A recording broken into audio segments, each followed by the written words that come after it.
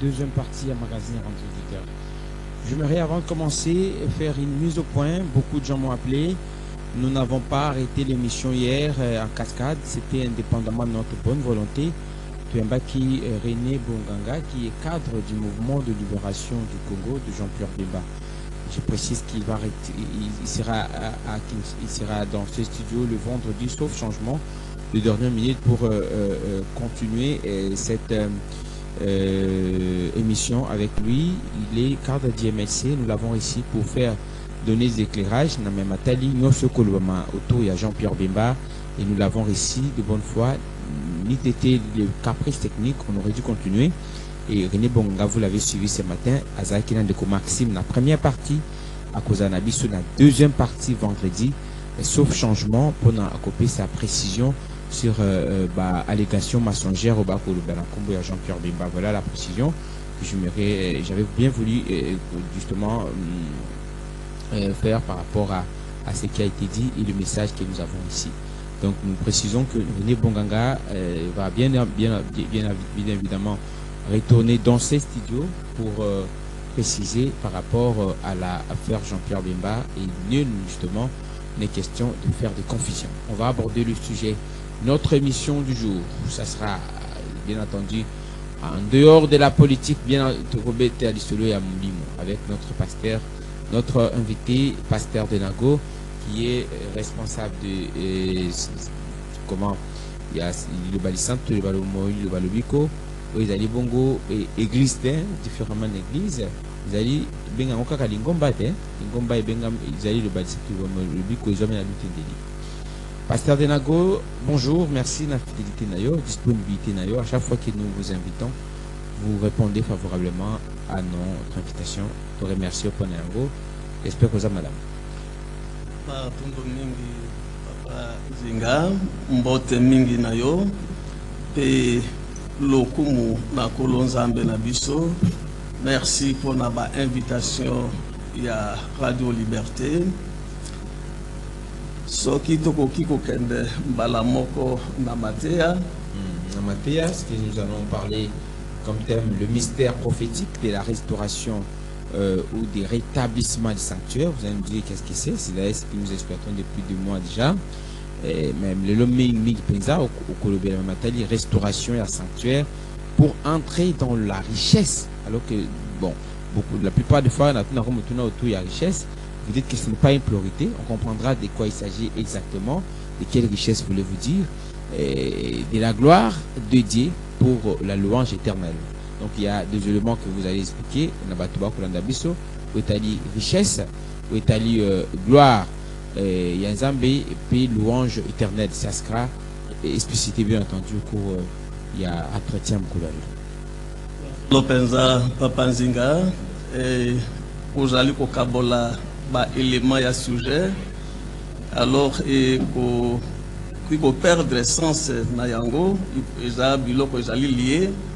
Elingi koloba ete kokoto na kati na sanctuaire oyo lolenge nzambe asilaki ko laka na mosakoli Daniel ete ako zongisa sanctuaire na tango oyo asuka bongo ezali po ete préparer libota na nkolo pona tina na enlèvement po ete yambo tokende na lola to revêtir na ino oyo ezali nature ya basantu lelo bongo na sima biso na bango banso na baye bazalaki na kati to bazaliti lelo na kati na lieu de repos et baye bazana kati na séjour de mort oyo nzambe a bongisi na tina na ko bikisa bango.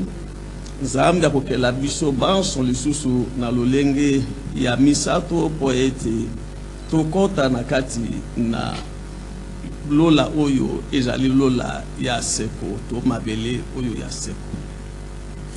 Alors Nzambe alingi kote ya biso lelo ona makambo matali richesse ya kembo na ye oyo ye moko asakuli yango na kati na Éphésiens chapitre 1er Kolo alobi na biso, alobi était, comme on a verset 17, que le Dieu de notre Seigneur Yahushua Christ, le Père à qui appartient la gloire, vous donne un esprit de sagesse qui vous le révèle et vous le fasse vraiment connaître. Qu'il ouvre votre cœur à sa lumière pour que vous sachiez quelle espérance vous donne son appel, quelle est la richesse de sa gloire, de l'héritage qu'il vous fait partager avec les saints, et ainsi de suite. Pona makambo matali richesse ya kembo na kolonzambe ezali bozwi lokola bomengo ya mokili te, kasi ezali bomengo oyo ya basantu, ezali bomengo ya kokoto na kati na oyo ezali richesse ya kembo na kolonzambe oyo batu tope église eyebi yango te. Biblia ezali koloba na biso na toujours na Éphésiens na chapitre 1er na verset 5 à 6 ezali koloba na biso boye. Il nous a prédestinés à être pour lui des fils adoptifs par Yahushua Christ. Ainsi l'a voulu sa bienveillance, à la louange de sa gloire. Et de la grâce dont il nous a comblés en son bien-aimé, en lui par son sang, nous sommes délivrés. Pe bongo na bongo. Zambe alingi kote ya biso, makambo yo ezali koya liboso po ete Nzambe lokola ekomami na Jean chapitre 6 na verset 46 je crois, kolo azali koloba na biso boye. C'est que nul n'a vu le Père, si ce n'est celui qui vient de Dieu.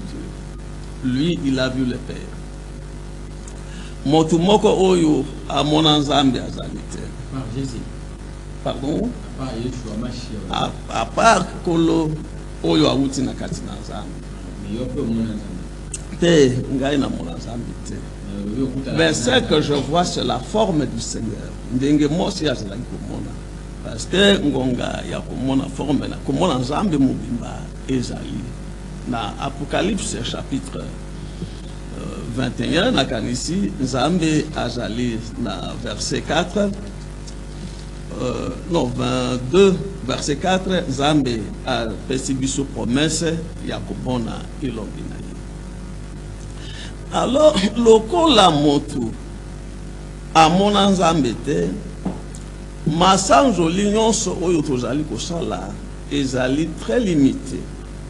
Uta basakoli na ebandela kino na tango oyo masanzoli manso oyo ezali kosalema ezali limité o ete motu moko amona Nzambe na miso maye po ete ayeba kosanzola Nzambe lolenge ye amoni liboso na ye ezali amotuana azalite. Alors Biblia ezali koloba na biso na Psaume 29 verset 3 ezali pe na Esaïe chapitre 42 verset 8 na Psaume 29 verset 3 kolo azali koloba na biso boye. Biblia ezali koloba ete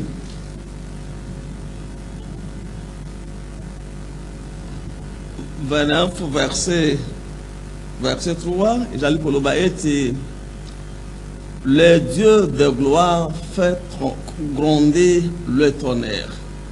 Donc ye azali Nzambe na kembo. Alors à partir du moment où ayebisi biso ete azali Nzambe na kembo, pe Biblia elobi na biso ete motu moko amona Nzambe azali te, alors que Ephésiens azali koloba te Nzambe abengi biso po ete tosala masanzoli ya kembo na ye. Nzokande Ephésiens wana lisusu ayebisi biso alobi ete tala kembo oyo bino bozali koyoka na sango eza na kati na yango na mabombami ebele penza oyo esengeli na motu po ete motu akota na kati na sanctuaire wana oyo Nzambe alengelaki po na tango ya suka po ete sanctuaire wana yango wana ekobimisa ba révélation sur ba richesse wana ya kembo oyo ya Nzambe po ete Nzambe richesse ya kembo na ye motu oyo ayebi yango na ino malamu azali te. Donc même yo motu oyo okutala ka obinzamba no balanza na yo ote ya bana Nzambe yo pe soki omona Nzambe te soki ozuli babongo parce que de temps en temps vous parlez vous avez dit que vous recevez des messages venant de lui. Non, je n'ai pas dit ça. C'est ce qui s'est fait. Dire c'est comme si ça se fait une ou deux fois, mais c'est comme ça que ça se fait. C'est un présent continu. Ok.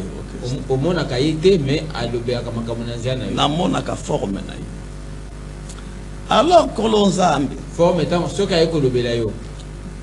Oui, ça dépend. Biblia ezali Papa Nzinga enseignement ya lelo non, excusez Papa Nzinga, enseignement ya lelo est très difficile. Il faut que j'aie le temps d'expliquer calmement pour être dans Nzambe. Mais comment pasteur, quand vous rappelez que Motona n'a mon Nzambe, alors que vous... Non, pardon, Papa, excusez. Vous nous dites qu'au monde des gens Nzambe, vous vous confondez, c'est ça le problème. Et on a rappelé la nécessité en haut. Psaume 62. Ezali... Non, Psaume 63. Ezali Kolobanabiso, na verset 3, Ezali Kolobanabiso, boye. J'étais ainsi quand je t'ai vu dans le sanctuaire en contemplant ta force et ta gloire.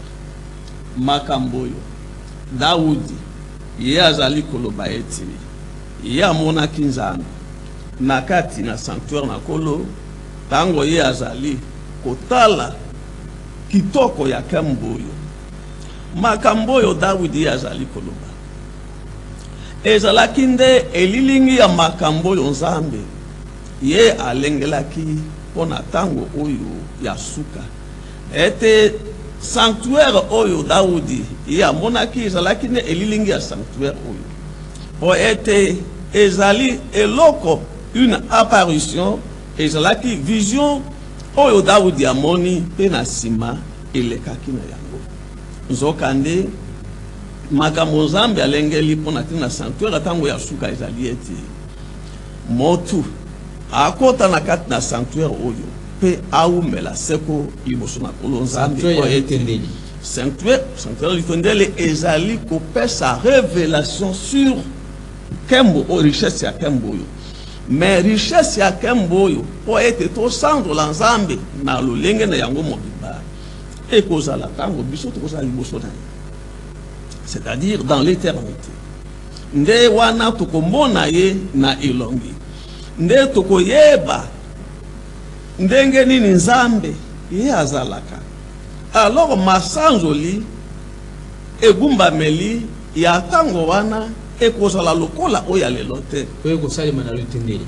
Ekozala lokola yango te. Oya lutendeli ezali prémisse na yango.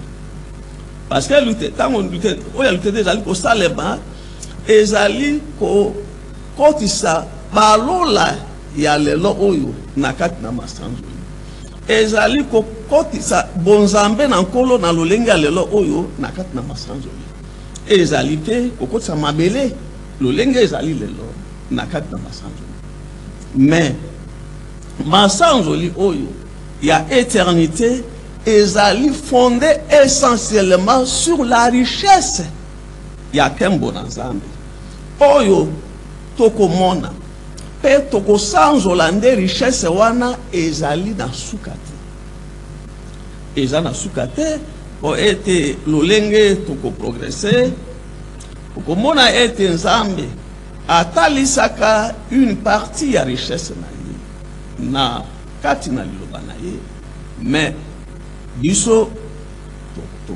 la richesse qui n'est pas matérielle. Richesse oyo ezali matérielle, c'est loin de là. Richesse ya kembo na Nzambe elingi koloba ete Nzambe azali komimonisa sous différentes formes oyo ezali ya ye tozwa ndakisa na tango na mosakoli na Genèse chapitre 1 verset 1 ezali koloba na biso te au commencement Dieu créa le ciel et la terre. Tango ye azali kokela en tant que Nzambe. Alors lokola Nzambe yango wana nde esalaki tope esalaka masanzoli ya mikolo sambo ya yambo oyo Adamu na basantu na lola na babikela mobisu na kati na mokili na pe oyo lelo oyo akoma bonguda na Nzambe Lucifer na basantu nyonso oyo bazalaki elongo na ye lelo bazali bademon bango wana nyonso basanzolaki Nzambe lokola Nzambe mokeli. Mais na tango ekomi na Genèse chapitre 4 verset 25 à 26 ezali koloba na biso boye. Adam connut encore sa femme, elle enfanta un fils et le nomma Seth, car Dieu va susciter une autre descendance à la place d'Abel, puisque Caïn l'a tué. À Seth, lui aussi naquit un fils qu'il appela du nom d'Enoch. On commença dès lors à invoquer Dieu sous le nom de Seigneur. Nzambe simana chute ya Adam, simana liwa ya Abel, Nzambe ya zongaki pe alapa bayena Adam balapa na kindai po ete Adamu na libota na ye babanda kobelela Nzambe na kombo ya nkolo. Alors kobelela Nzambe na kombo ya nkolo, c'est ça la gloire d'adoration oyo ezalaka na tango ewana. Na buti koloba sikate donc la forme ya réparation ya mabe Adam salaki. Non, kolo elingi koloba ete c'est lui le maître. Yo ozali mosaleli. Ye azali nkolo. C'est lui le roi. Yo ngai nazali serviteur. Adamu ye bate yo ozali mosaleli na ngai. C'est ça ce que ça veut dire.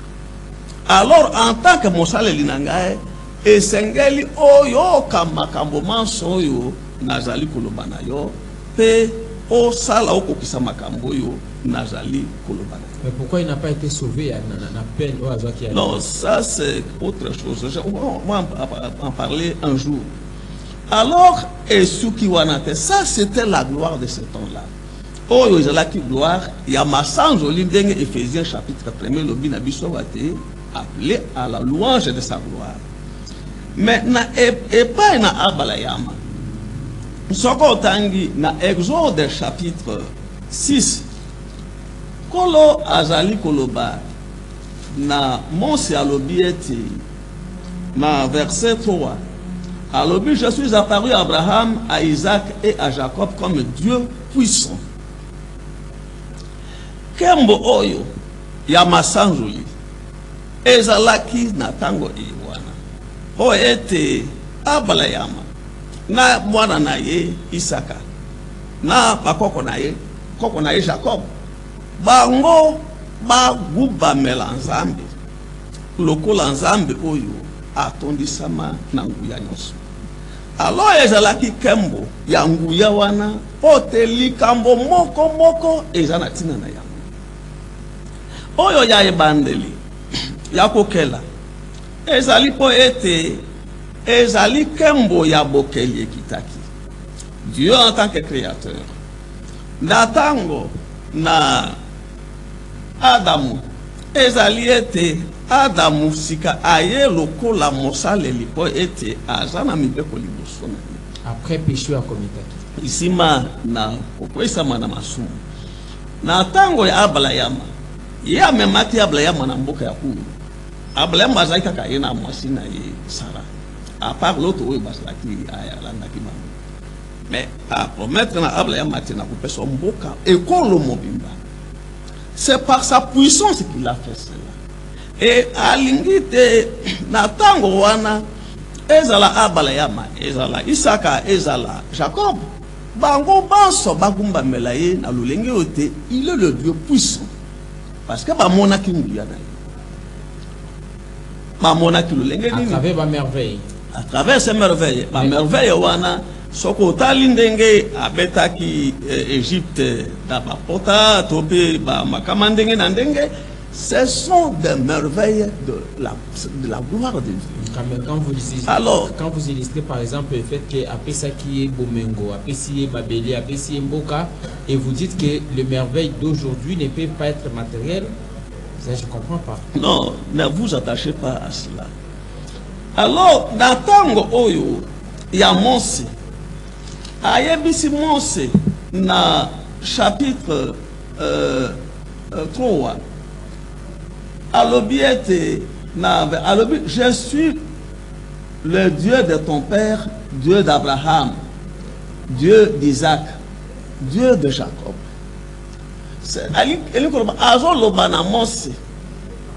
Yo gumba melangai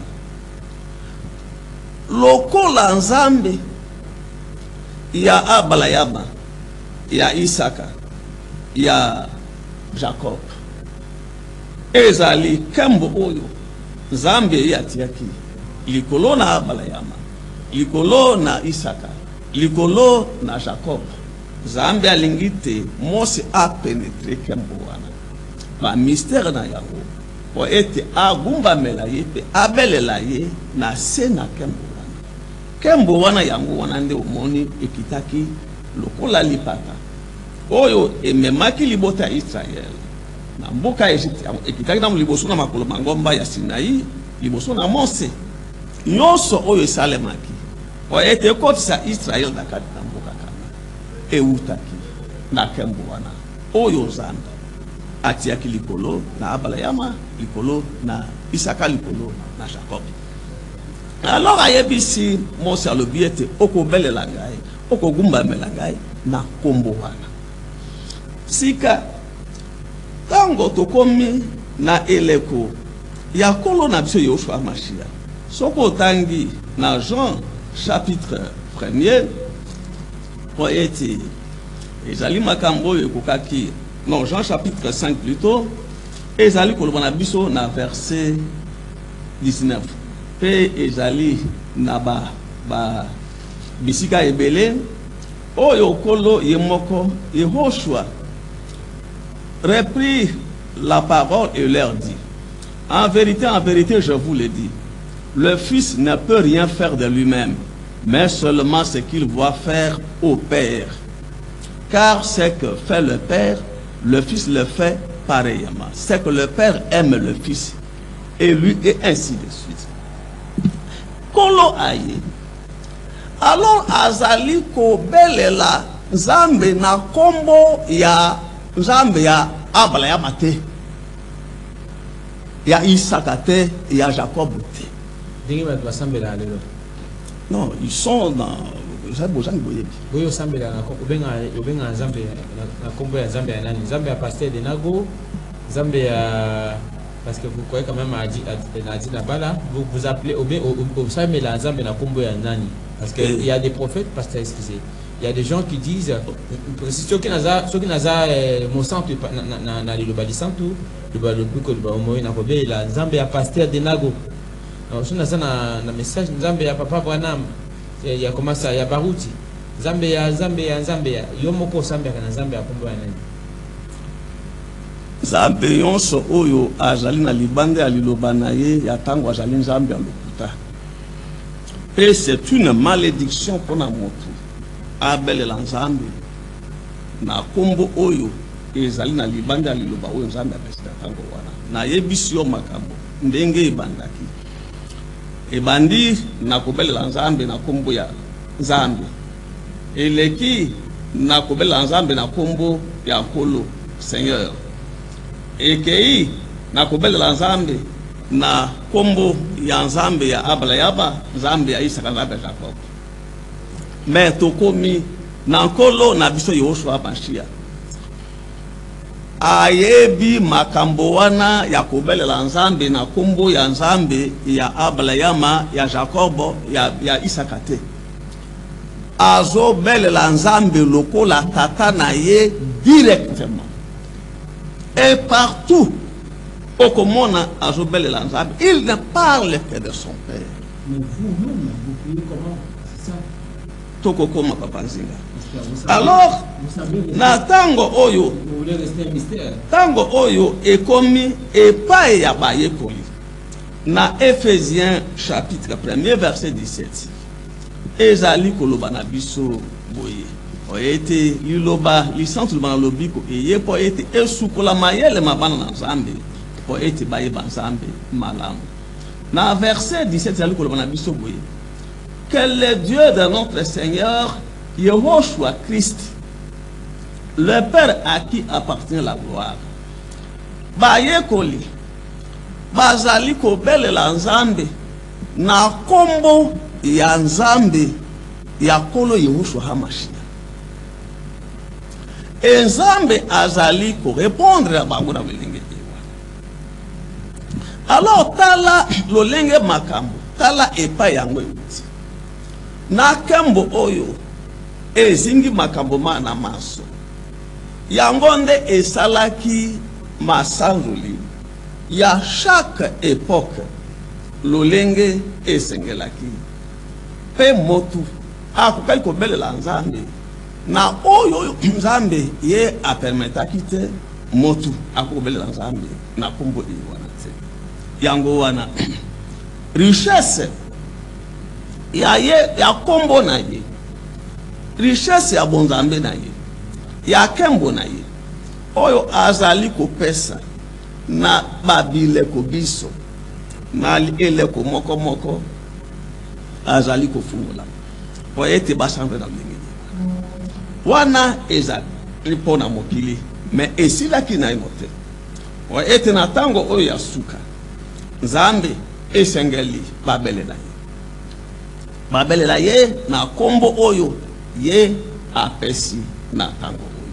Siko pasteur ya monta okotuna na tuni yo awa ndenge nini yo moko belela nzambe ndenge no sambela parce que ngai par exemple na illustré ba fait ozala Kinshasa ou tu peux na ba église tozali kobelela nzambe na kombo ya Adamu parce que ayebisi biso ete kombo ya Adamu elingi koloba mokeli bongo alengelaki tango oyo ya suka Adamu ya yambo ya mibali yoka papa nzinga yoka malamu nzambe ye moko kombo na ye Adamu. Christ azali Adamu. Ce n'est pas pour rien que Christ s'appelle Adam. Ce n'est pas pour rien que Adam ya yambo azali kobenga ba Adam. C'est parce que bango bazali bana na nzambe. Tata ya Adam ezalani, mama ya Adam ezalani.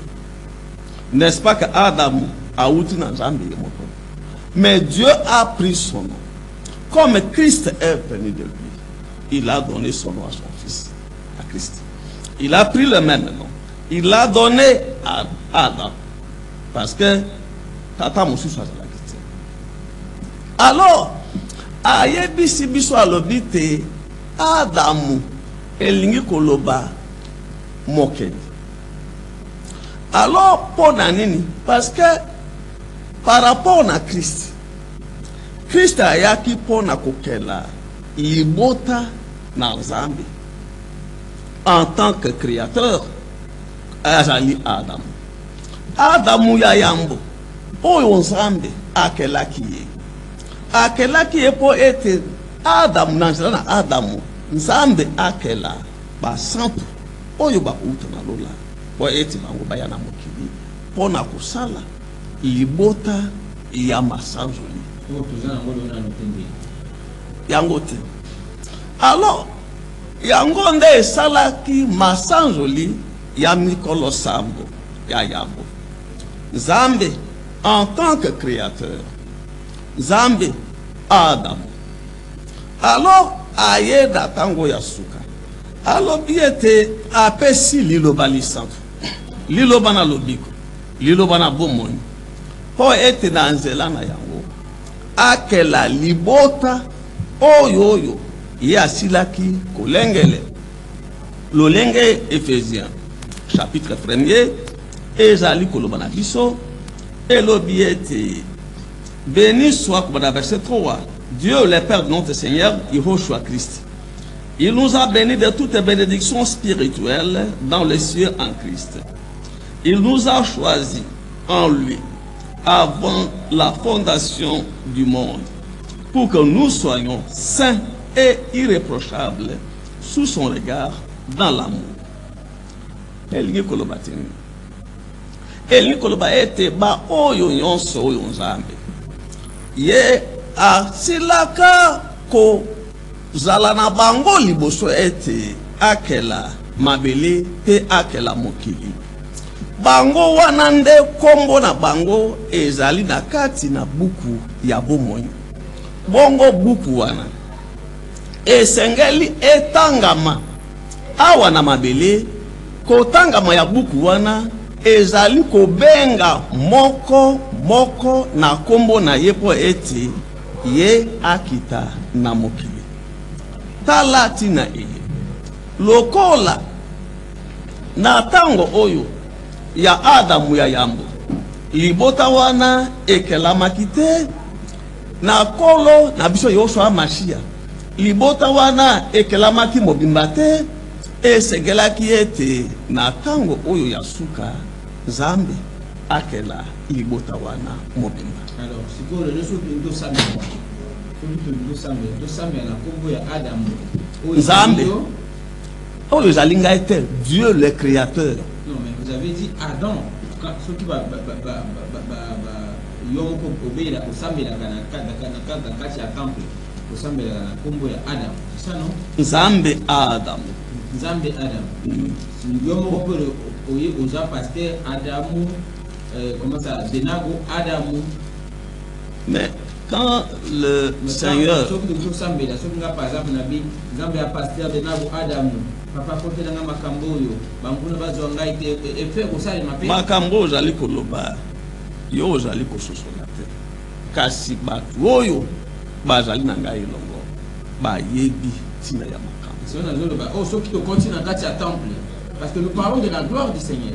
Vous avez rappelé processus de Salema Kinga uta e bandi na ngolo toza na cadre ya liloba lisantu liloba ya tango ya suka oyo obemi oza porter yango soki tomuto sambela lelo ba oyo baza na temple basambela na kombo ya pasteur Denago Moïse Adamu parce que c'est votre nom ou bien basambela na kombo ya Nzambe to pe na kombo ya Yesu Christ ko azali moto akufelaki biso oyo Nzambe alobi kaka na nzela na ye tokomona kokoza ekolo motu akoki kosambela na kombo na ngai te biso banso tozali kosambela na kombo na Nzambe na kombo oyo ya pesi biso na tango oyo suka parce que c'est pourquoi si vous posez la question esengeli ete o petit makanisi maso po ete nazana makanisi sika moko yo lobike na temple basambela na kombo ya Nzambe Adamu créateur, pas Adamu Ngaïté, mais le créateur lui-même. Nous l'évoquons, nous tous. Nase na kombo wana. Adamu basambela keza ya yote meza ya Adamu ya libandeli. Papa Nzinga. Ezali Adamu ya ebandeli. Je vous dis, Non, ce n'est pas moi. Nous tous, nous évoquons Dieu sous ce nom-là.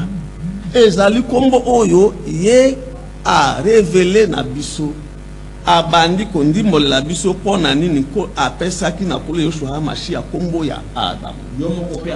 Pona nini apesi na Adam ya yambo kombo ya Adam. Pona nini apesi na ngai kombo ya Adam. Kasi ezali te ete batu babelela ngai na te lokola na vu esika na Nzambe. Non, je ne suis pas le pasteur des églises. Bon, ete bango bazwa esika na Nzambe. Ah, pour l'esclave c'est comme ça. Justement, il y a un pona mowumbu na Nzambe bakoki kobelela Nzambe pe basengi na ye te toyebi te ozali Nzambe ya moto opesi ye liyo pesi biso liyo Adam. Oui, pasteur ozali Nzambe ya mosaleli na yo pasteur Adam oyo opesi biso tosengi na yo nkolo po ete osunga biso ngapi na osenga so Nzambe so na osabela ndako na nga ndenge na sambela Nzambe ya Moïse ndi okoki kobelela Nzambe te na kombo wana te. Parce que oui, bon, Dieu ne peut pas. Tu sais, c'est la grâce de Dieu. Tant que grâce, on a le long de la mobilité. Batu, bako belle l'ensemble, na bakombo yonso oyo bango balimbi. Kasi ce n'est pas cette appellation, cette invocation là, nde yango ebikisaka bango. Parce que ngolu na Nzambe ezali na no likona mabele. Mbula ezali kokoba na koluka. Moi ezali kokoba na koluka. Motu, moyibi, assassin, ndoki, nganga. Ndumba, motu nyonso, motu mabe, soki pe aloni biloko na ye koluma. Soki pe akei pona kolobo mbisi, ako mbisi. Soki pe akei bokila, ako koboma nyama. Cette grâce là continue encore. Mais ezali na tango oyo ngoluana ekosila. Mais moi qui pense que non, écoutez papa Nzinga, je dois continuer. Non, ce n'est pas ça. C'est la grâce oyo tikana na mokili. Yango nde ezali kosala ete Nzambe. Il y a deux choses. Biblia ezali koloba na biso. Biblia ezali koloba na biso. Soki zoma isambela koma pasteur sokolo pakala. Lobanzambe ya boye sunga biso njoka pasteur a Biblia ezali grâce ya pamba. Donc appelle encore que na ndena na sambela koma pasteur. Na zuna nga solution mais en réalité utina pasteur de na côté. Je ne pose pas la complication. Pasteur na mokili oyo na libanda liloba oyo. Soki alobi to batu bazali ko belela ye na kombo Nzambe na kombo la Nzambe na ye e ke ayebi yango mais apekisi bango te ayeba te lifelo ezali ko zela ah pasteur yo poko ka lo babela alors papa mec kolo alobi boye richesse ya kembo oyo esengeli ete motu biso tososola yango po ete richesse ya kembo wana Nzambe a réservé yango po na tina na ba oyo bazali bambeka na ye. Na Jean chapitre 17 kolo azali koloba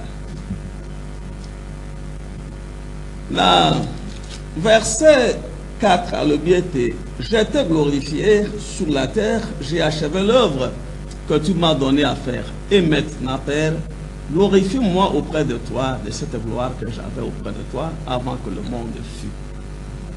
Christ azalaki na kembo, azalaki na kati na kembo na kolo Nzambe. Liboso ete Nzambe yakela mabele pe mokili. Kasi ekomaki na tango oyo esengelaki ye akota na kati na kembo oyo ezali kembo ya richesse na kokota kati na richesse ya kembo na kolo Nzambe. poete ape kota na kati na sanctuaire oyo epai eyenzambe azali komimonisa na ba dimension spirituelle ya richesse ya kembo na ye pote ye akota kuna isengelaki ete ye amikaba mbeka. Je fais un petit recul. Okoki kozala scandalisé. Na kombo oyo na ebisio ote ezali kombo oyo nzambe ye apesi na tango oyo ya suka. Zokande asilaki kosakola epai na mosakoli ezali alobaki ete na tango oyo ya suka bakobenga ye na kombo mosusu.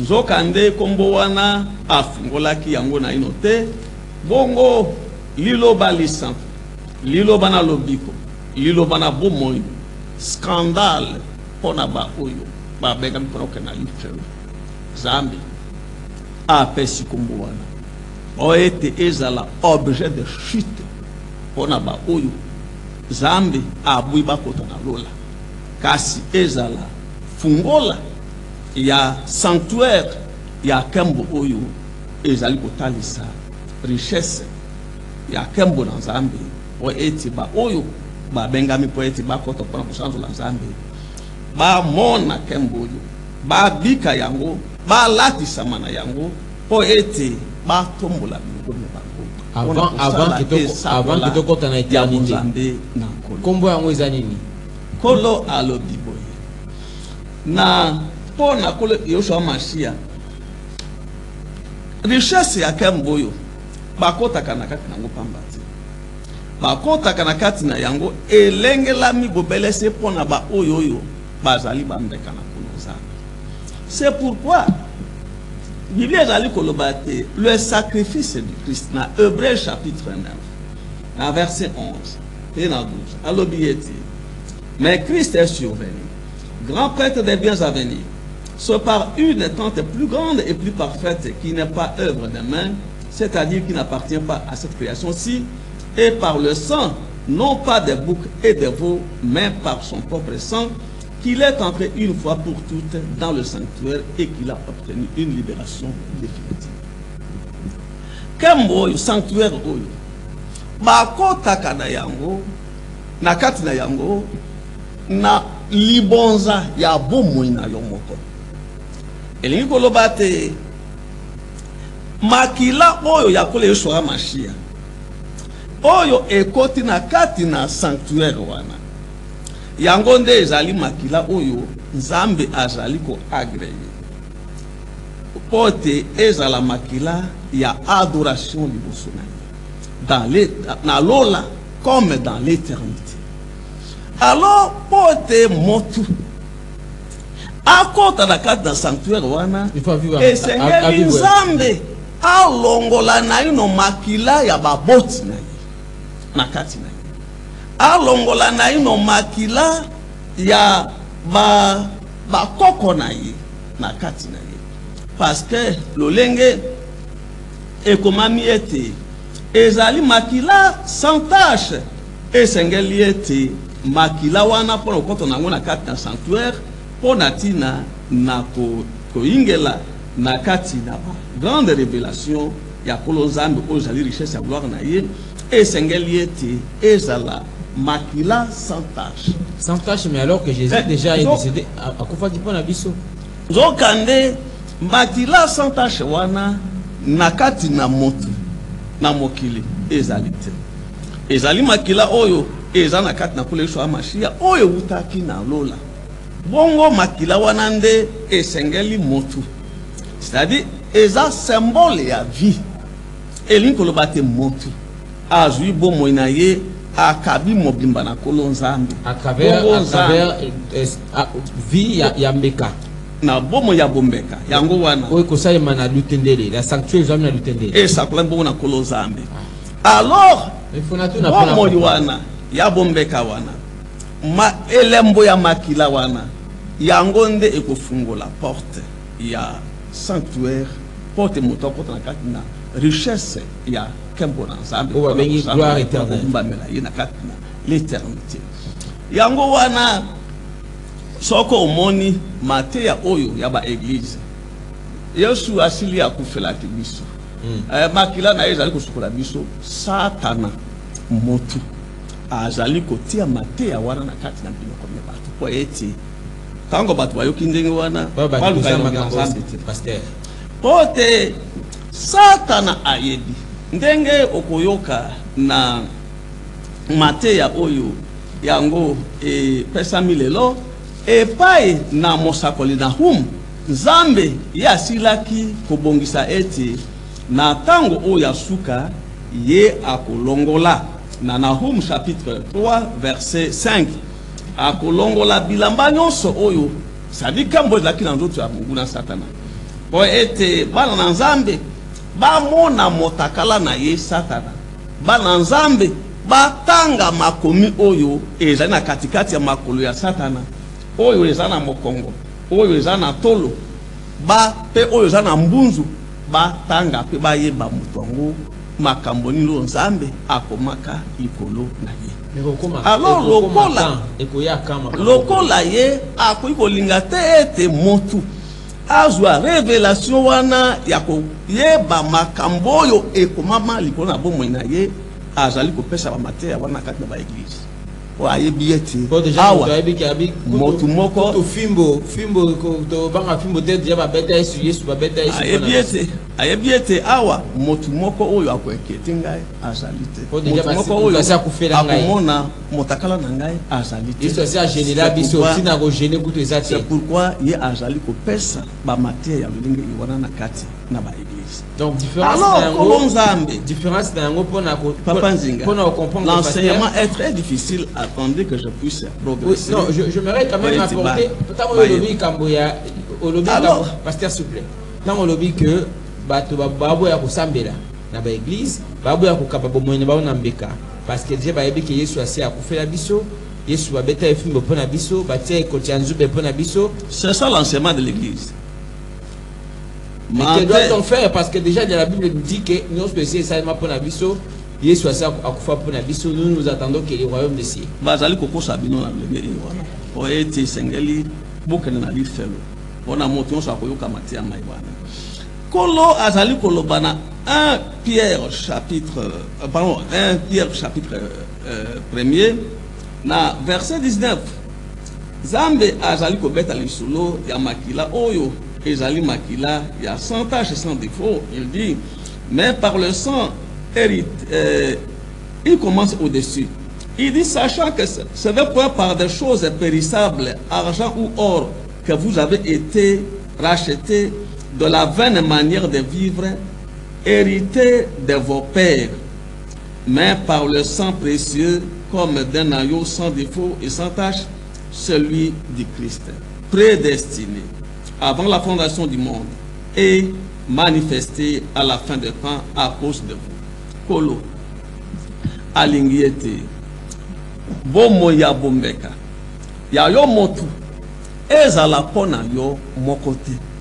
Kasi ezala pona kobikisa bana na Nzambe po ete makila ya kuleshwa hamashia yango ekota na kati na bomo na yo yango esala bomo ya bombeka yango wana Rome chapitre 8 ezali koloba na biso ete ba oyo baza na molimo na kuleshwa hamashia te bazali ba oya yete bongo lokola bazali ba oya yete bomo moko ya bobeka na kati na bango ezali te nzokande po ete motu azwa molimo na kuleshwa mashia esengeli azwa liloba ya tango oyo ezali liloba ya bombeka po ete Nzambe asilaki kosakola epa ya mosakoli Daniel alobaki ete na Daniel chapitre 8 kolo asile kosakola ete verset 11 elle grandit jusqu'au prince de cette armée lui enleva le sacrifice perpétuel et bouleversa les fondations de son sanctuaire. L'armée fut livrée en plus sacrifice perpétuel avec perversité. Kolo ayebieti mongu na satana na tango ya suka ye azui sacrifice oyo nzambe ye apesaki lokola mobeko epaina ba oyo aza kusalela ye azui abongoli yango azui abambia wana mabele pe anfampa matamba makoloma ye pe tango alongoli bomo ya sacrifice akata pona bango mbala moko sanctuaire et bébé. Mais attendez, pasteur, quand vous dites à l'ongoli vie et à sacrifice, alors que nous savons qu'il y a même des gens qui meurent, na raison ya bambeka, na raison ya gêne, il y a des gens qui font de gêne, il y a des gens qui prient, qui passent des nuits dans des églises. Et j'allais pas aux autres sur la terre. Nyonso esimba mina liloba. Soki motu azali, jamais à l'obit, bazo la grève de la faim. Bazo gêné. Bazo la grève. La Bible est bon. Non, vous ne comprenez pas. Vous ne savez pas que c'est que je vous explique. Dieu lui-même explique d'abord ce qui est écrit dans la Bible. Et il nous dit ce qui se passe à ce moment ici. Et il nous dit ce qui viendra demain le lendemain. Poeti makambo tango ezali koteyama. Donc banyoso baokela mangengenge ezwangonga uta liboso na ibandela. Ezwangonga ya ibandela. Ezwangonga ozaki na katikati. Ezwangonga oya suka. Nous là partout na ngonga oyo ezali. Donc nous là mangengenge alors na inekin ba ezali koloba. Donc attendez pasteur ben grève de la faim. Oh papa nzinga excusez. Grève de la faim. Non, je suis venu enseigner. Mais c'est que vous dites des choses graves, pasteur. Et sengeli makila mana bomoi ezonga na kati na bomoi ya kolo Yoshua Hamashia Lolenge ekomami na Luc chapitre 14. C'est ça ce qui donne le sang du Christ pour être motu ayeba nako bika bomoi oyo kolo Yoshua Hamashia lakina yango. Soko tangi kubana verset 25 kukitanase oko sosola ete eloko nzambe asengi na motu ezali ete motu akota na nzela ya bubu ya kuleshwa mashia po ete na nzela wana nzambe akobongola makila mani makila ya baboti na ye oyo ezali makila ya coutume oyo ezali makila ya kindoki ya coutume oyo ezali makila ya suivi. Vous croyez oyo ça, pasteur? Makila ya bosoto nyonso na kati na ya. Mais le sang de Jésus n'était pas capable d'éliminer tout ça. Si vous quand nous implorons le nom de Jésus. Si vous comprenez cette parole, vous n'allez pas me poser cette question. C'est-à-dire que le tout passe aujourd'hui par les sacrifices au sein du sanctuaire et à l'Utendeli. Écoutez-moi bien. Il n'y a pas et il n'aura pas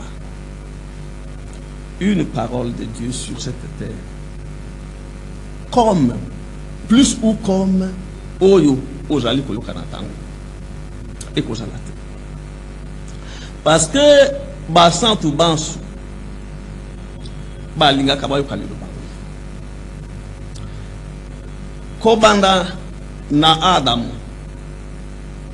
atima na shit alinga kayoka lelo et tous les prophètes bango basengaki balinga kabayoka lelo basantu bansu na lola parce que Dieu ne se manifeste pas avant.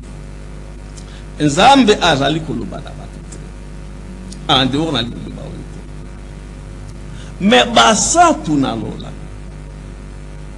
bango bazali ba réclamaki mingi po eti bakita na se po bango babika liloba ba yoka yango na bato ima ba mona ba événement oyo elengela bina kata liloba parce que bozali koyoka oyo bozali kokalelo mais makambo ezali koleka na kata na moli dans le séjour des morts o ete nzambe azali kosala basali ko na mongu na satana boye biango te alors ezali eloko oyo basantu bango basengaka wuta tango satana akwesaki Adamu na kati na maso kanda bazalaki na kanda. Pe tango nyonso tango Abel akufi basengaki basukisa Satana. Nzambe aboyaki. Alors na babile ko biso teki nokole Yeshua Mashiach basantu bas reclamaki na Nzambe basukisa Satana. Nzambe le pas question. Construction, ça veut dire mais bakangaye parce que ekomami likolo na yete aza motu ya libulu ya moto. Avant quoi na 7 autant azaki likolo. C'est pourquoi esengeli osenga molimo na Nzambe pour aliloba. Et pas tout pas jolanda. Alors Nzambe alobaki na bango tenene parce que bango moko bazali ko bituna nani akomema liloba oyo na tango ya suka. Nzambe alobaki te ezali pona bango te. C'est pourquoi Saba na Saba azali ko kitisa un groupe ya basantu po ete bakita basala Saba elongo na biso parce que pona bango esengo ya mitema na bango ezali ete basanzola baya bayuka bazala sur place ndenge liloba za côté. C'est pourquoi Nzambe pona ko lanola na posa ya mitema na bango Nzambe atie écran géant na lola na kasi sila na beta lisuya bakamba o ete nyonso ezali koleka na kati na temple na Nzambe le Sabbat ezali ko salema sur un écran géant na lola parce que basantu bazali na posa ya liloba oyo pote yango nde ezali la troisième création pour l'homme et la deuxième création pour les saints. Qu'est-ce que vous appelez les basantu? Ce sont les anges ou les basantu? Qui sont ces basantu là? Parce que vous avez dit que au bazan dans le temple du Seigneur, on a le tendele, vous les appelez aussi basantu. Ba oyo bazwi liloba na kolo Nzambe na kati na mokili po bazali ko bika bumu ya liloba wana bango wana bazali basantu. Vous pensez que le merveille qui est dans lola et l'équipe où ils ont été canalisés des pour basoa écran géant où il y a ma camisole quand vous débattez on a lola. Est-ce que les causes à la contraire était que utilisé à lola tout ces écran géant total la merveille ya ba angelo ndenge ba comme Nzambe bazali ko sosola te. Est-ce que je vais comprendre? OK. Et loko esengeli o sosola ezali ete bon ya mabele ezali bon de très dures épreuve ya makasi. Alors Nzambe azali kotato la ba oyo bazali ko bika na kati na ba épreuve wana pe bazali babateli makolo mabango na nzela na kolo Nzambe malgré babateli matoi mabango na koyoka Nzambe miso makanisi na bango mitema na bango batie yango likolo na kolo Nzambe. Alors basantu bayebi te épreuve wana ezali makasi mais ba oyo Nzambe apesi bango asaleli bango ngolo yakobika ba grâce wana pona bango ce sont des héros. Bazali ba héros parce que mokili ezali na influence oyo ko boyeba yango te. Mabele eza na influence oyo ko boyeba yango te parce que moto autisa mabele. Et mabele ezali ko réclamer bomo ya moto. Satan ye moko aza na système oyo abengi yango système ya attraction. C'est un système au Nzambe à Benguana. Et ça dit, non. Ezali azo sala pression moko ezali ko encadrer yo moto. De sorte que obima na katite. Emprisonnement, quelque sorte. Non, ne donnez pas de mots. C'est moi qui connais ces mots-là, je l'ai oublié. Si le Seigneur le veut, il va le révéler peut-être avant la fin de l'émission. S'il ne le veut pas, il va. Je vais. Alors, Ezali Bongo, alors, Nzambe a Satana azo salango sur motu nyonso, surtout ba oyo bazala biloba. Oyo balingaka kusala Nzambe na kati na bosolo. Système wana azali kusala likona. Et moyen motu abima na kati ezate. Parce que atim ngoboto motambo atikuna. Il sait, la Bible dit dans Ézéchiel chapitre 28, il est parfait en intelligence, parfait en sagesse. Azana correspondant na ye na kati na bomo ya moto qui est l'esprit humain. Oyo motu amiyebite mais bangu ba yebi motu malade. Alors les anges ont besoin de venir voir ces gens-là en live. Ndenge ni bato bazali ko résister dans makambo.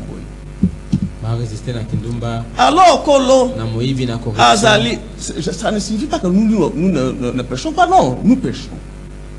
Tous allons pécher. Parce qu'en tant qu'humain, tous allons pécher. Mais nous ne résistons pas devant le péché, pas devant le Seigneur. Nous tous allons confesser ma souma. Nous faisons un effort de ne pas pécher. Mais si nous péchons,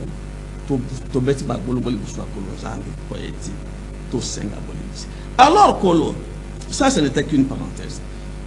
Nzambe azali ko insister sur ma richesse naye ezana ba dimension mine oyo enfin mitano oyo Paul ya azwaki zokande dimension wana ezali oyo Nzambe ezali encore au-delà ya makambo yo Paul ye amonaki yango. Paul azali koloba na Ephésiens chapitre 3 azali koloba na biso na verset 14 à 19 alobi boye et surtout mingi verset 18 alobi biso pourquoi je fléchis les genoux devant le Père de qui toute famille tient son nom au ciel et sur la terre, qu'il gagne selon la richesse de sa gloire, vous armez de puissance par son esprit, pour que se fortifie en vous l'homme intérieur, qu'il fasse habiter le Christ en vos cœurs par la foi, enraciné et fondé dans l'amour. Vous aurez ainsi la force de comprendre avec tous les saints ce que la largeur.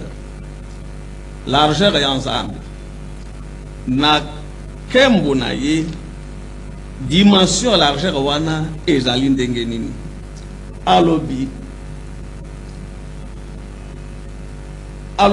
la largeur, la longueur, bolayi ya kembo wana richesse na yango ezali ndenge nini. Alobi la hauteur. Vous connaissez tout ça. Kolo nyonso na mokolo moko te. Nzambe azali kofungola malembe.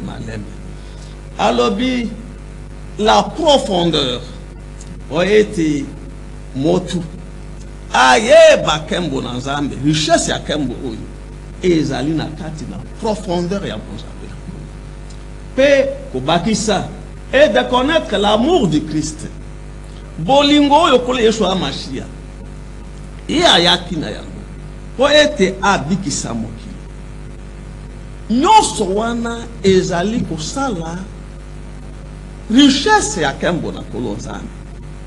Menani oyo akota na kati na ba mystère ya largeur na kolo po ete ayeba ba mystère oyo ezali na kati richesse ya kembo na Nzambe po ete agumbamela kolo selon richesse ya la caractéristique nini pona bandeko bakolanda. Parce que vous parlez ici, notre sujet, c'est la restauration du sanctuaire pour entrer dans la richesse et la gloire de Dieu pour la louange éternelle. Tout à fait. Rien à comprendre. Caractéristique nini pour nous faire comprendre la Torah kolanda biso, pour nous simba na matali pour nous koyeba ke o ezali ya seule richesse et la gloire ya Nzambe. Ba caractéristique ya o ezali nini. j'ai déjà parlé de quelques caractéristiques. Oui. Yonde, a quelques résumés. Pour la bas Bakulanda. Oto Bake, ya solo Oyo, ezali richesse ya gloire ya Nzambe. Ezali mbeka entre autres tanga kiango. Na utaki koloba. Te Nzambe na babileko moko amitalisaki na ba Oyo bazalaki na babileko bina. En tant que Dieu, na Adam, na le 7 premiers jours d'adoration, Adam a gumba melaki Nzambe lokola moke. Na tango ya Abraham, ya lobi da pardon, na tango ya Enoch, na ba mokitani ya Adam, ba pendeki na ko gumba mela ko belela Nzambe na kombo ya Seigneur. Na tango na Mose, kolo aibisaki na Mose ete ngai nazali Nzambe ya Abraham, Nzambe ya Isaac, Nzambe ya Jacob. Na Abraham ye moko Nzambe alobaki na ye, na Jacob na Isaac, Nzambe amimonisaki libuso na bango lokola Dieu puissant. Na tango ya kolo Yeshua HaMashiach, kolo Yeshua HaMashiach azali kobelela Nzambe lokola tata na ye. Pekembo ya botata likolo na kolo Yeshua HaMashiach emonisamaki liboso na ba oyo bazalaki na ye. Makambo oyo ya salaki kofungola miso ba bato bakufa miso, kofungola matemo bato bakufa matemo, ba oyo minokolo lemo ekangama, kosekwisa bawa, kobikisa babeli. Mais c'est la richesse même de la gloire de Dieu na kati na makambo ya salaki. Makambo elekaki na Mose na kobimisa libota ya Israel. Nzambe alobaki na bango likolo na ngomba ya Sinai. Nzambe atalisilaki bango lolenge sanctuaire na ye ezalaka. Nzambe abetaki Egypte na ba makama ndenge na ndenge. Nzambe afungolaki mer rouge liboso na bango. Nzambe alongisaki bango na bitumba liboso bango na bango. Nzambe akitisaki mur ya Jericho. Oyeti Israel bakota. Israel bakasaki pe Juda. Nyonso wana ezali ba richesse na kolo ya kembo na kolo Nzambe. Ce sont les caractéristiques. Oyo emoni samana. Mais lelo na tango wana. Na pona liloba lisantu liloba lobi ko loba lomoyi ba caractéristique pona ko accéder na sanctuaire o ezana lutendele. Poto ebaki ya solo gloire wana o toko lobela ya richesse to pe richesse ya gloire ya Nzambe ezali oyo te liloba ezali kaka na ebandeli. Eloko ya yambo ezali ete motu akota na kati na liloba. Oyete oyo nyonso na tangi yawa batu basila kotanga yango bataka ka yango na ba église mikolo nyonso. Mais oyo ezana kati na liloba sans prendre biko. Soki na lobi lelo, soki motu azana kati na liloba te akoyeba ndenge nini. Alors, eloko ya yambo ezali liloba oyo. Vous avez évoqué notamment liloba bomoyi ya mbeka.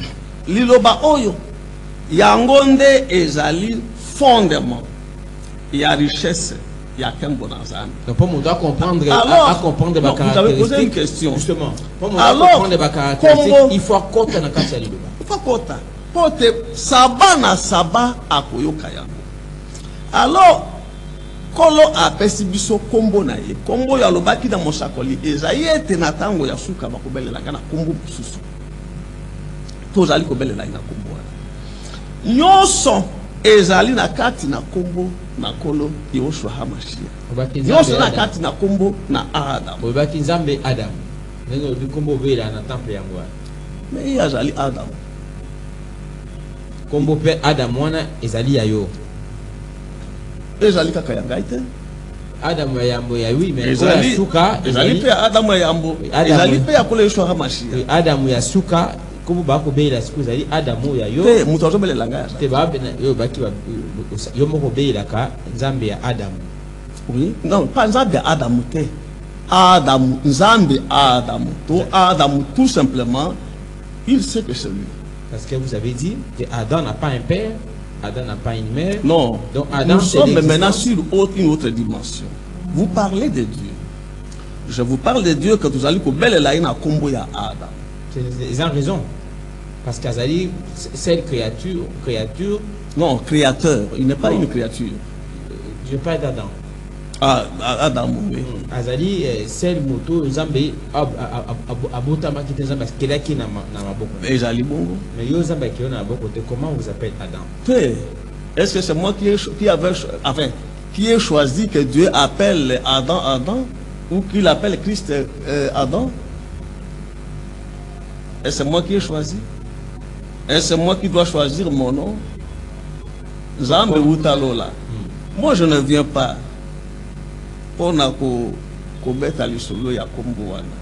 je viens seulement enseigner la parole. Oui, mais parce que ce qui motu ayebi liloba oyote akoyibati na kumbu ya Adam te, il ne saura pas le nom que je porte sur moi. C'est nous est intervenu parce que tout a pu ça résumé na yo après toujours parce que vous avez un message. Le problème c'est que quand vous avez pris ce nom, il y a un moment où non, je n'ai pas pris le nom. Le nom m'a été donné. Avant depuis les cieux. Avant après oui dans l'église. Nabimi, le Seigneur a prophétisé sur moi dans l'église. Au travers du pasteur. Dieu était encore dans l'église. J'ai parlé de ces choses depuis le commencement. Zambe azalaki na kati na l'église. Ngai na bandaki vie chrétienne en 2001. Et Zambe, de ce temps-là, Zambe abengaki na kombo ya Moïse. Et il va confirmer ça quelques années plus tard. Tant qu'on a bimi na katina église, c'est une histoire, longue histoire. Parce qu'il m'a parlé. Il m'a dit tu sors de l'église. Na bimi na église. Aebising abandi ko ibisanga lobitala na bengi yo pona te yo liloba ya sika oyo mokili eyebi yango te ata ko bashantalola ba yebi yango te. Liloba oyo na pesi na yo ezali liloba pona kokokisa makambo maso oyo na lobaka na minoko ya basako. Vous êtes plus fort que les bassins toi. Non, il n'y a aucune force. Quelle force moi je peux me prévaloir? Parce que Dieu vous révèle ce que non, Dieu vous révèle. Dieu vous révèle ce qui ne dit pas ce qui au hasard bango isika mokona. C'est une grâce. Moi aussi, je suis esclave comme eux. Et peut-être que eux avaient travaillé avec beaucoup de vies de sacrifices plus que moi. Comment vous voyez votre fin? De quoi un prophète? De quoi la montine d'ami? Parce que chaque prophète a une fin. Jésus, tu vois, il s'est collé à qui est à côté comment il va là qui est à Rosala, parce que vous êtes envoyé à Souka. C'est à travers vous, dans votre bas, des accessions fungo la lula islamique. Dans un sanctuaire où ils ont mis la lutte sans passer par sanctuaire, personne ne verra le Seigneur. Mais vous dites, vous ne parlez pas de vous. Mais Dieu ne vous a pas révélé que par exemple douter nango à un moment donné ba okanga pe quoi Jésus Christ ba roter. C'est vrai que un jour je vais entrer en prison. Ça c'est vrai. Mais il faut que je la prenne le coup je vais faire l'expérience d'après le plan du Seigneur. Je vais faire l'expérience d'une prison. À cause de cette parole. Oui, à cause de cette parole. Mais ce n'est pas ma fin. Ma fin, c'est l'enlèvement. Nous, ça peut être au tombeau aussi. Pardon? Ça peut être au tombeau. Quel tombeau? Les tombeaux. Parce que nous tous, nous finirons par là. Ah, vous finirez par là. Vous finirez par là. Les tombeaux, c'est les... Même Jésus est passé par là. Jésus est passé par le tombeau. Vous êtes en train de vous tromper. Où est la tombe du prophète Élie? N'est-ce pas que Christ est plus que Élie? Motu na motu. Azali ko accomplir na mabeli. Mission selon destinée prophétique. Kolo akufaki. Ouais, était sengela qui a kufa pour être liloba oyo ebi. Liwa ya kole Yoshua Mashia batu ba yebi ba ministère de la katina ya monte. Mais mokolo ezali. Oyo soki nzambe alingi akofungola. Donc bah oyo so bazana on a lutendele, ils ont la même protection, ils ont la même grâce. Sous Karabango ils appellent qu'un enlèvement. Ezali bongo sakala bona kolozana. Ba okufa pété. Pona nini yo zali ko s'intéresser dans makambo ya liwa. Parce que on n'est pas appelé à vivre 100 ans. Dites-nous carrément que Bible, parce que pour ceux qui sont là, maman pasteur avec beaucoup de respect, à 100 ans vous êtes en train de prophétiser sur vous. Moi, j'ai pas makambo yo zali ko yebati na yango. Parce que écoutez, Mazinga, c'est moi qui détient cette parole. Parce que le pour la bonheur ba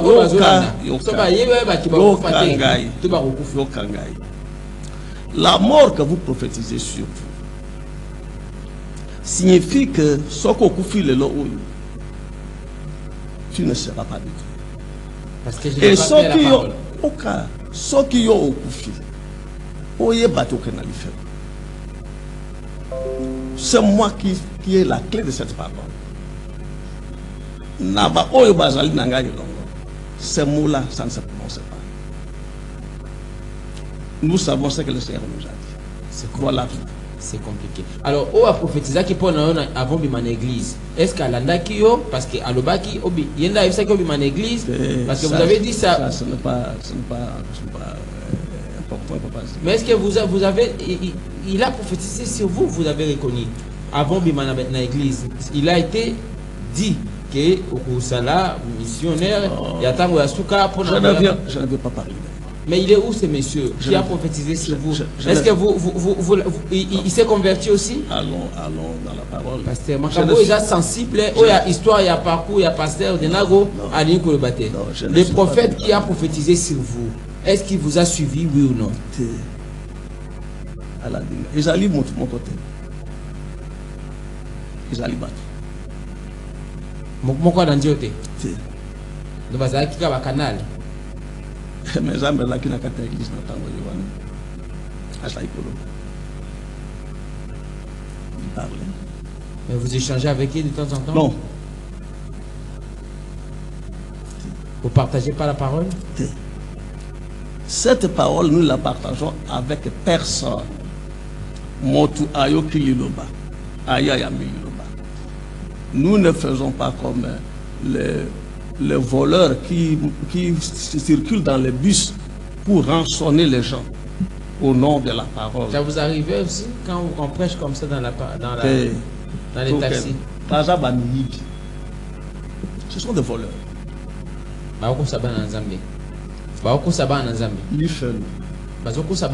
Il fait le jali cause là-bas. Parce que que voulez-vous que je dise? Bana nzambe boyoka bango passer de na galobi so ba ote abino akati ba bis bino so bana nzambe bozala ekengi be baki batona baza bayi bazwa ko rançonner na ba non, ce sont des voleurs. Bazali ko yiba mbongo na maboko ya batu. Na boko ya bana nzambe. Tout le monde n'est pas enfant de Dieu. Pasteur de na siko ngara nzambe mutakeli ngai. Na be badani papa na ngate nzambe.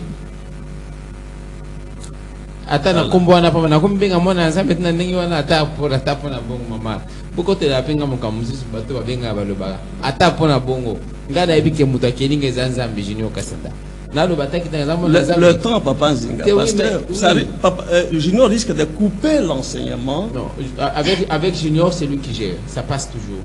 Pasteur de Nago donc lo bakenga nzambe te ne fils que parce que nzambe akelinga yi naza créature nzambe te. Romains chapitre 8. Romains chapitre 8, verset 14. En effet, ceux-là sont fils de Dieu qui sont conduits par l'Esprit de Dieu. Vous avez entendu? Ceux-là sont fils de Dieu qui sont conduits par l'Esprit de Dieu. Zokande moli monanzana aya kanali lo bayata le lo oyo molimo na nzambe na kati na église azali lisusu te.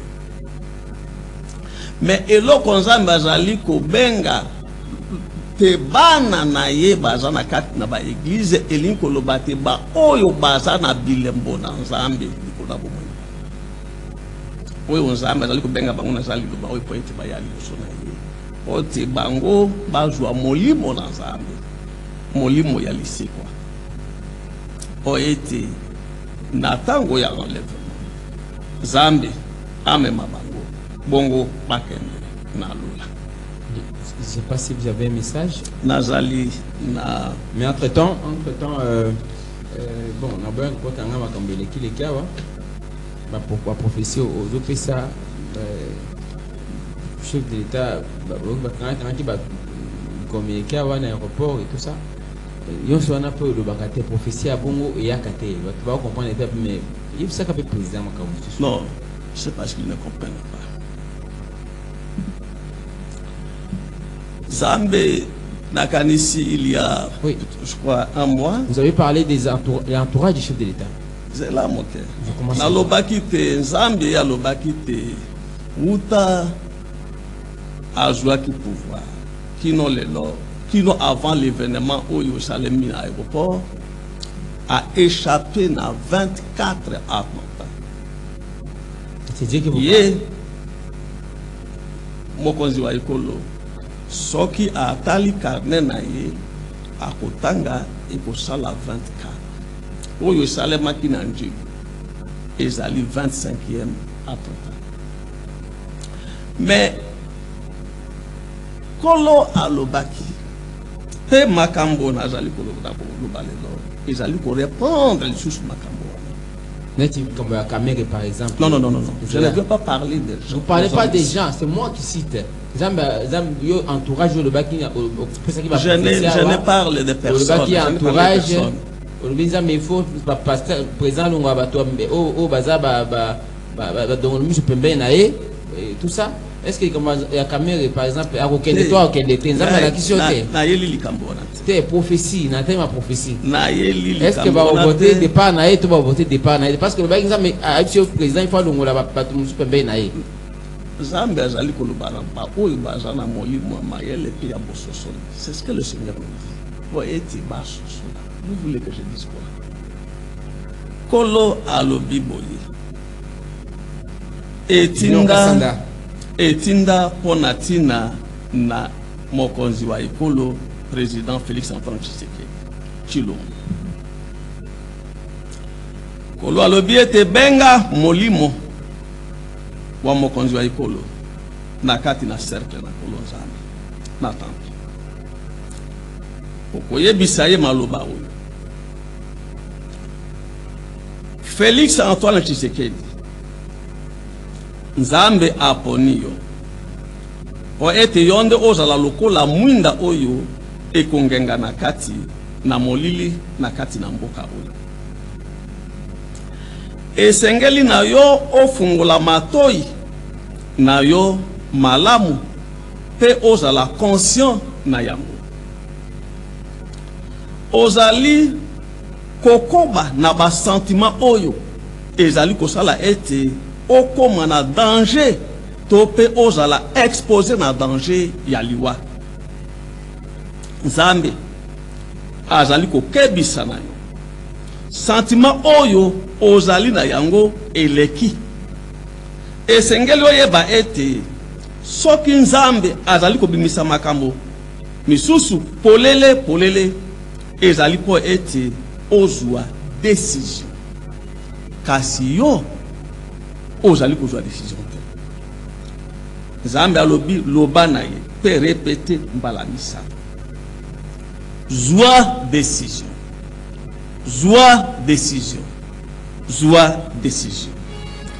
Nzambe azali kofungolela yo makambo kasi ozali kosala sourde d'oreille soki ozali kobika kino lelo oyo ezali pona Adam.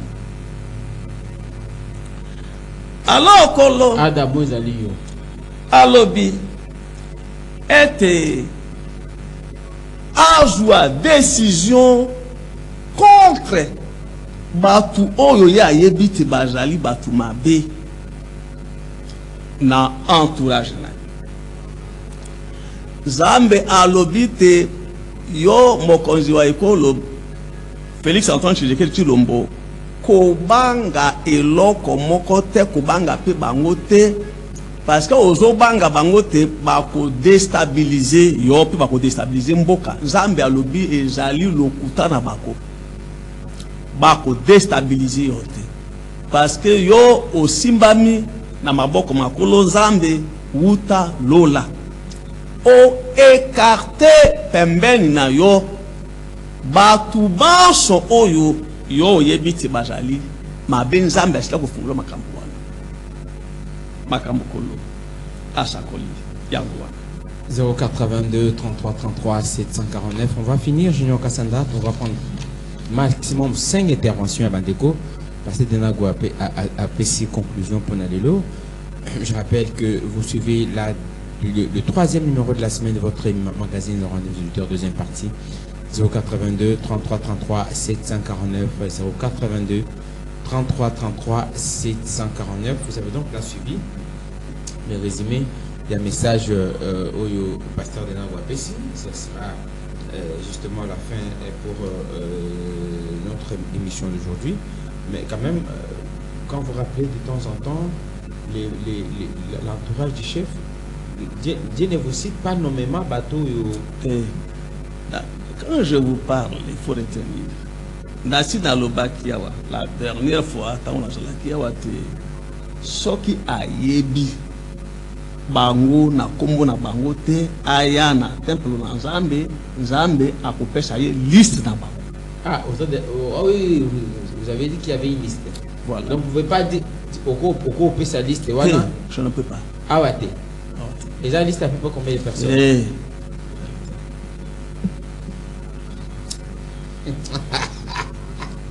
Maman, c'est qui? 82 33 33 749. Vous avez suivi liste à bateau et si Ebimi. Parce que dans Guazanango. Donc, comme on est à la carte italio, tant qu'on va voir le balisant, tu vas le boucler le moins basui. Comme on est Bimi Kuna, Zéanayo, on est à la prison. Est-ce que les Goubakran, on est ni pour la prison comme le limo? Parce que on est ni parce que bon, on se bat là, il va mourir. Et j'allais pour ma cabane à Zolo Baozo sur la malam. La boutique au Loba de Nzambe à l'obit et j'en ai Makamboyo. Le sous-soit Zali Kobimisango, Polele Oyo, président Tshisekedi, Ayebi Yango Malam. Mais à ce c'est la décision. Nous avons qu'un Nzambe à Bimisapo était à joie. Pour cette décision, il faut le battre. À Longo la Batouana, Banso. So Oyo. Et Tumbunaye et Sengi Basambisaye, Soki Bazuzi, Bati Makamomas na Molongo, Akende na Boloko. Je pense qu'on peut s'arrêter là. On fait signe qu'il y a des gens de Bateau Sambo. On va prendre les relais pour Bateau Alélion. C'est des conclusions pour la vie. Conclusion, il y a les lois Isali et Nzambe atindi matea ya mokolo molelo lisusu po ete esukola bongo motema pe matoi pe miso mabana na ye po ete basosola liloba te ezali na masanjoli oyo na ino ezala basante na lola ezala batu oyo basalela Nzambe na kata mokili bato komi na ino na yango te ezali masanjoli oyo ebombami na kati na richesse ya tembo na kolo Nzambe bongo richesse wana yango ezali na kati na sanctuaire oyo ezali na lutendele po ete ezali prémisse ya kofungula makambo mana ba oyo nyonso bakoleka na nzela na liloba oyo te bango bakomona ilongi na Nzambe te parce que bazali balatisami na kembo ya richesse ya gloire na Nzambe po ete bakota na kati na éternité po na kobubamela kolo Nzambe te richesse wana Nzambe atangi yango quelques-unes Le Seigneur a parlé de sa largeur, longueur, hauteur, profondeur. Kolo abeti lisolo lo lenge bakabanda pomta ibanda. Tekino le lo. Ndenge amitalisi. Ala kisindenge ni kembo na ye. Yango imonisa maki richesse ya kembo imonisa maki na lo lenge e juaki molinga yambeka ya abele masaki yango. Lolenge enukisaki mbula na tango yango. Lolenge imemaki abala yama ipesaki mboka kana. Lolenge imisaki bana Israel. Lolenge zana asalaki makambo ndenge na ndenge.